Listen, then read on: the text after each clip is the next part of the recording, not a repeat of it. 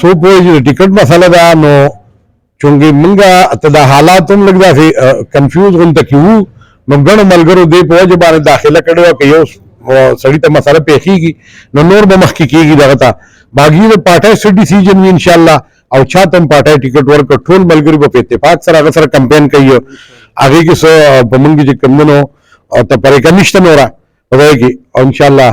او عوامو ته دا پیغام ورکوو چې د پی ټي آی ګورنمنټ نه بعد دا 2 کاله تقریبا چې کوم حکومت تیر شو څه کم 2 کاله نو د هغې موازنه دې وکړي پخپله خصوصا دا چې کوم اوس حالات دي چې یو د مهنګایي دا بدترین مهنګایي دا یو چې کوم ریلیف عمران خان عوامو ته غریبو خلکو ته ورکړو د صحت کارډ په شکل کې او نور چې کوم داسې ریلیف په ورکو خان دغه کې نو هغه ټول دی بند کړه عوامو سره ډېر لوی ظلم وکړو نو اوس پکار چې پخپله عوام د دې شي تجزیه وکړي او امید ده انشاءالله چې عوام پوه دي د سوشل میډیا دور دی څه پټېږي نه په دې نورو باندې خو پابندي ده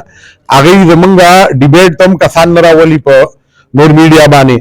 د پی ټي آی نوم هم چې کوم دی د عمران خان نوم هم نالي خو عوامو ته دار څه پته ده نو انشاءالله موږ امید لرو چې څنګه په دې نورو علاقو کې 90-95% عوام پی ټي آی سره دي دغسې دلته په ټوپۍ تحصیل کومه 90-95% عوام چې کنه پی ټي آی ملګرتیا کوي او موږ به کلین سویپ کوو انشاءالله د ټول به زمانه ضبط کېږي انشاءالله